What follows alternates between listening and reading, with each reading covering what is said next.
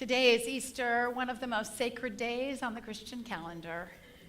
And what we often don't realize is that without Easter, we probably never would have known about Jesus. So Bible scholar Marcus Borg writes, if Jesus' story had ended with his crucifixion, he most likely would have been forgotten. Another Jew crucified by the Roman Empire in a bloody century that witnessed thousands of such executions. And so the resurrection set Jesus apart. And it also provided a more agreeable conclusion to the story of his earthly life. Because let's face it, after the so-called Good Friday and his crucifixion, it kind of looked like the bad guys were going to win. It kind of looked like the imperial rulers and their collaborators were going to have the last say. But God's justice prevailed. Through the resurrection, God said yes to Jesus and no to his executioners. And it was this powerful lesson that the domination systems of the world do not have the last say, that ultimately good triumphs. Well, in Unity, we also draw symbolic meaning from Easter. Actually, Good Friday and Easter, death and resurrection together, represent the path to a transformed self. You see, we are continually dying to an old way of being and being born into a new way of being. And think about this for a moment. This happens throughout our lives, does it not? We notice it particularly like if we've lost a loved one, or perhaps we have lost a job. Maybe we've gone through a divorce. Perhaps our living situation, our living conditions have changed in some big way. In each case, an old identity dies so that a new one can be born. And so this becomes the pattern as represented by Good Friday and Easter, this pattern of death and resurrection, of dying and rising. Well, this may sound a little bit different from what you typically hear in a Christian church about Easter. Maybe some things you haven't heard emphasized before. And that is largely because in Unity, we very much focus on sort of the symbolic meaning. We work at deriving the lessons from these teachings and how do we apply them in our own lives. And so we focus kind of deeper into the message there. We're a little bit more interested, I would say, in the teachings of Jesus versus the teachings of the church about Jesus. So it's kind of that difference that people often notice when they come into a New Thought church. Well, as I see it, the resurrection was really the fork in the road. That Jesus' followers at that time came to a crossroads. So imagine them after the resurrection, and without a doubt, the question that must have been confronting them was, well, what now, right? Like, now what? What does all of this mean? And so Orthodox Christianity, largely shaped by the Apostle Paul, went in one direction, and that direction was towards worshiping Jesus as the great exception, Jesus as God, as Lord and Savior. Above all. But there was another direction, and the Cathars, the Gnostics, the Jesus movements, they went in that direction, and that direction emphasized following Jesus as the great example, the enlightened one, the awakened one who showed us what is possible for each of us. A very big differentiation there. And of course, all of these schools of thought still exist in one form or another today, and all draw legitimacy from scriptural writings, although not necessarily the same writings and not necessarily interpreted the same way. So Orthodox Christianity, or more traditional Christianity, tends to rely pretty heavily on the canonical Gospels, Matthew, Mark, Luke, and John. And without a doubt, there are absolutely beautiful writings in there. In fact, I pulled from them this morning in the Daily Word. Really inspiring words. But I think it is worth remembering that all of those Gospels were written decades after Jesus' death. by people who were not eyewitnesses. Does that surprise anybody? It shocked the heck out of me. I used to think these were 4 dudes who hung out with Jesus and wrote it all down and then put it out there, right? But Bible scholars tell us that these Gospels were actually written between 40 and 90 years after Jesus' death by people who were not present when he was alive. But rather, each evangelist was sharing what they had heard in their own community, what we call the oral tradition, the stories that they had heard about Jesus and his teachings and his life and his death. And so each was flavored by how it was told in that community. So looking at the stories in the Gospels about the resurrection, for example, that's partly why we notice the differences, right? Most people sort of gloss over these, but if you were to lay them out side by side, you would see where there are differences. For example, who discovered the empty tomb? How many people were there? Who showed up for that? And was there one angel in the tomb, or were there 2? And did Jesus tell his disciples they could see him in Galilee or in Jerusalem, or both? So there's some discrepancy on the details. But of course, there's also a lot of consistency. The consistency being that the tomb was empty and that Jesus had risen.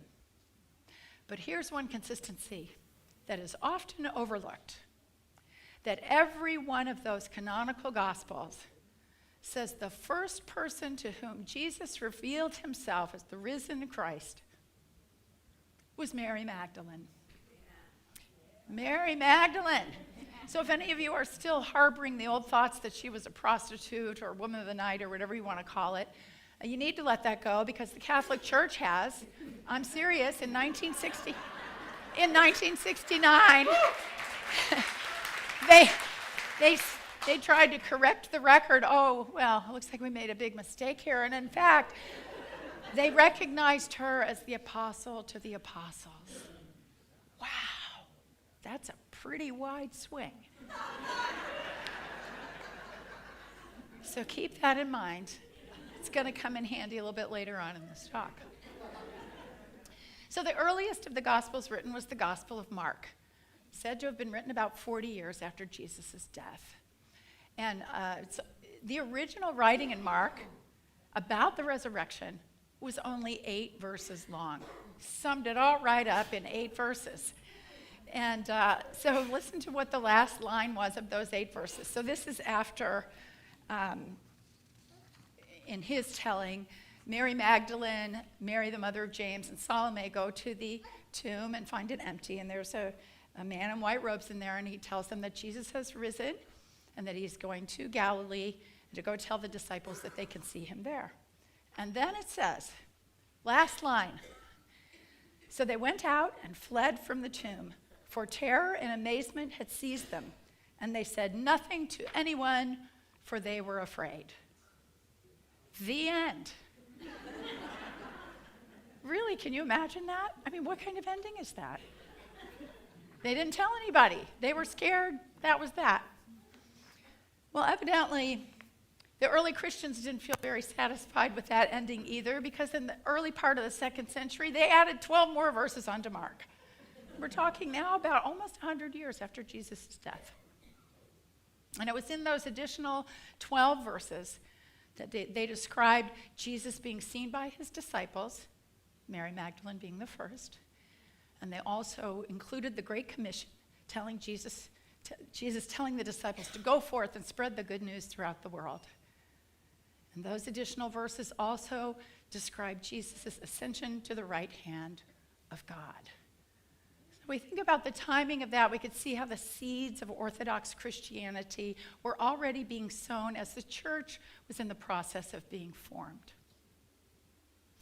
So let's contrast that with a different gospel, one that was not in the Bible, one is not in the Bible canon, and one that actually we have just become familiar with in the last decade or so.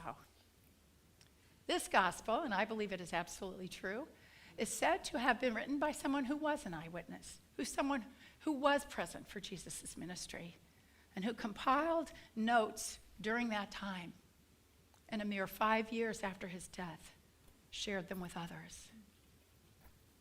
This is the gospel of the beloved companion. what we know as the gospel written by Mary Magdalene, or as she's referred to in the gospel, Miriam the Magdala. And the word Magdala means tower, tower. And that was the adjective that Jesus used, the name that Jesus assigned to her. So in this account, in the Gospel of the Beloved Companion, this telling of the resurrection, Miriam goes alone to the tomb that Sunday morning, and she finds the stone removed from the entrance. And then it says,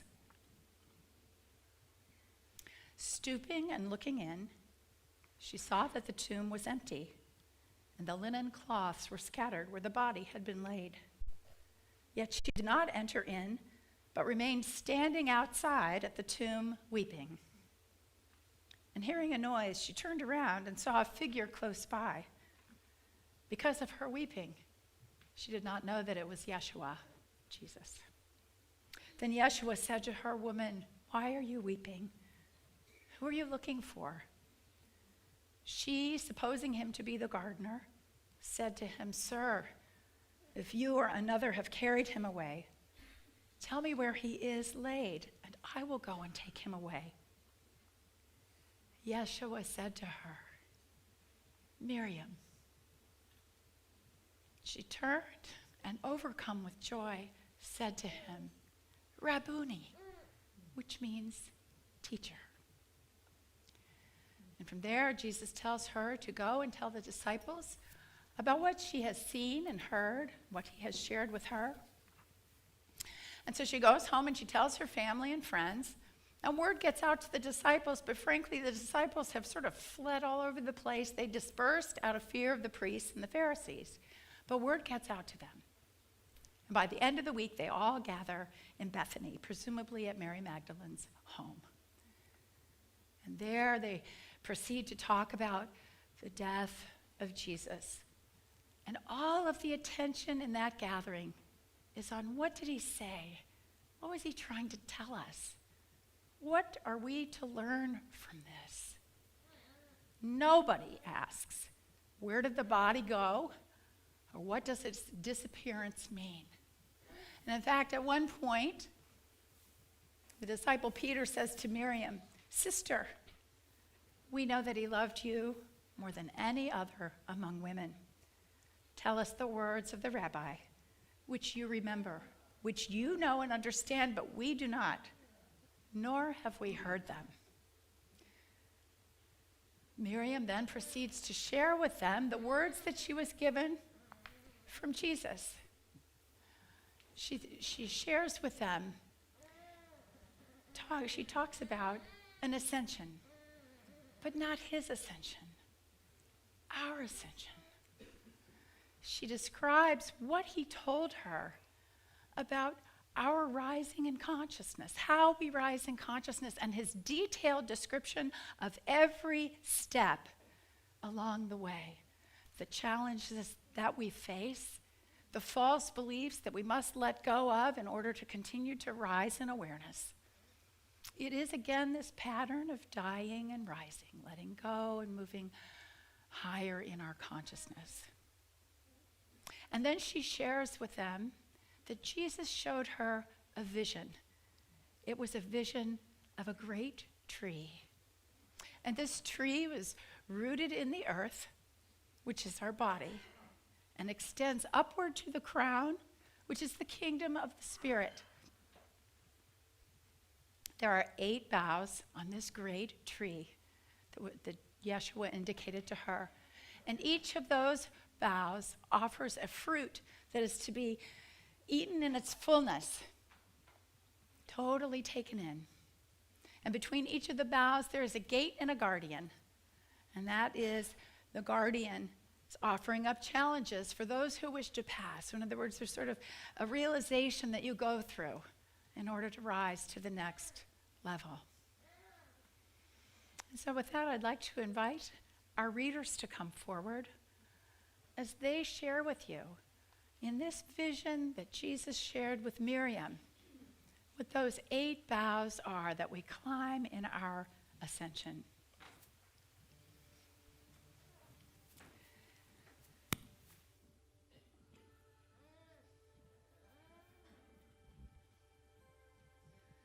And he said these things.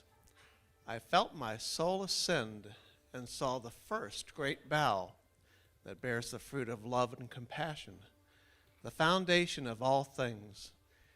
And I knew that before you can eat of this fruit and gain of its nourishment, you must be free of all judgment and wrath. When you have freed yourself of these burdens, you may eat of the fruit and so gain the love and compassion that will allow you to pass the first of 7 guardians. And I heard the voice of the Lord of wrath call to me, but I denied him, and he had no part in me. So I saw my soul ascend again, and he showed me the second great bough, weighted down with the fruit of wisdom and understanding. And I saw that before you can taste of its bounty, you must be free of all ignorance and intolerance. Only then can you eat of the fruit and so pass upward unhindered through the second of the 7 gates. And I heard the voice of ignorance call to me, but I knew him not, and so my soul did thus unchallenged. Then my master showed me the third great bough, which bears the fruit of honor and humility. Only when free of all duplicity and arrogance may you partake of its nourishment. And arrogance called to me, saying, you are not worthy, go back. But my soul was deaf to him, and so moved onward and upward into increasing light. And then there was the 4th bough, blossoming with the fruit of strength and courage. And I heard him tell me, to eat this fruit, you must have freed yourself from the weakness of the flesh and confronted and conquered the illusion of your fears. And the master of the world stood before me and claimed me as his own, but I denied him, and he had no part of me.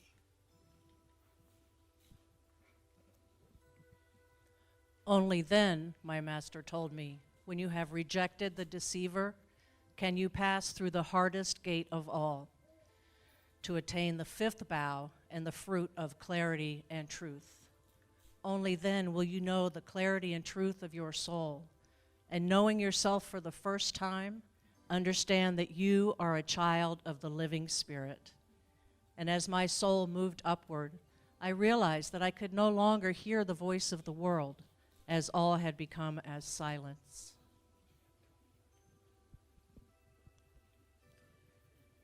Then, in the light above, I saw the 6th bough, the one that bore the fruit of power and healing. My master told me that when you truly have eaten of the fruit of the clarity and truth of yourself, then could you partake of the fruit of power and healing, the power to heal your own soul and thereby make it ready to ascend to the 7th bough, where it will be filled by the fruits of light and goodness.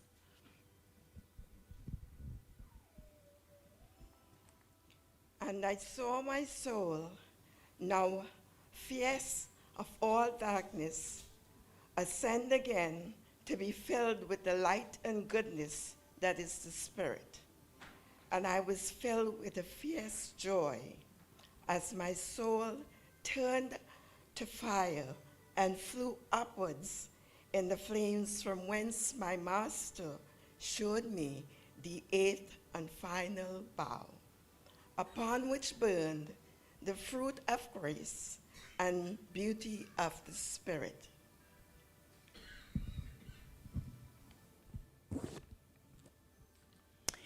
And I felt my soul and all that I could see dissolve and vanish into a brilliant light, in a likeness unto the sun. And in that light, I beheld a woman of extraordinary beauty, clothed in garments of brilliant white.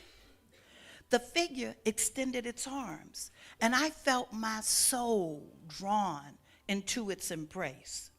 And in that moment, I was freed from the world, and I realized the fetter of forgetfulness was just temporary.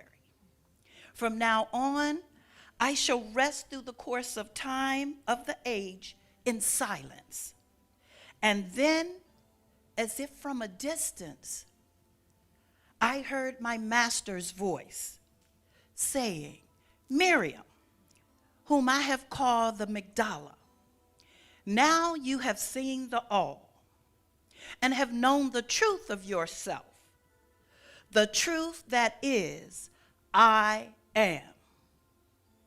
And now you have become complete in the completion. And thus the vision ended.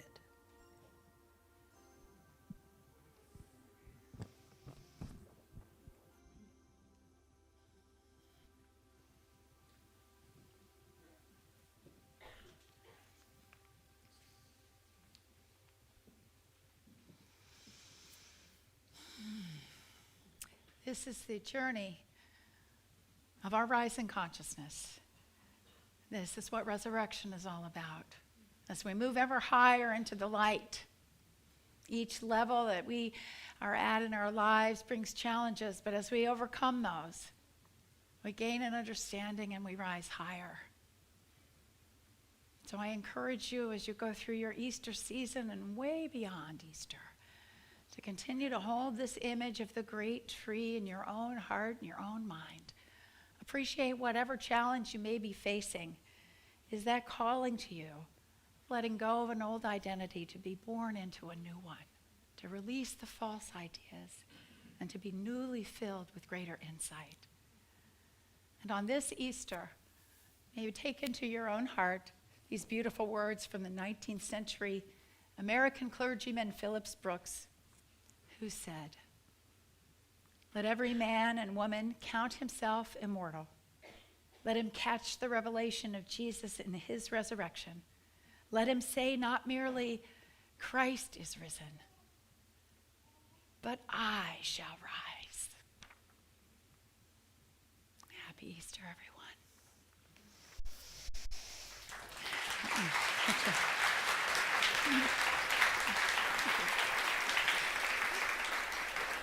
Just take a moment to center ourselves as we prepare for our floral wreath processional. Just take a moment to breathe into this perfect moment. Realize these lessons that have been shared with us today, that ultimately we see that there is no death, that there is nothing to fear, that there is nothing but the great oneness of the I am. And this we can trust, and this we can breathe into. And let us fill our minds and fill our days.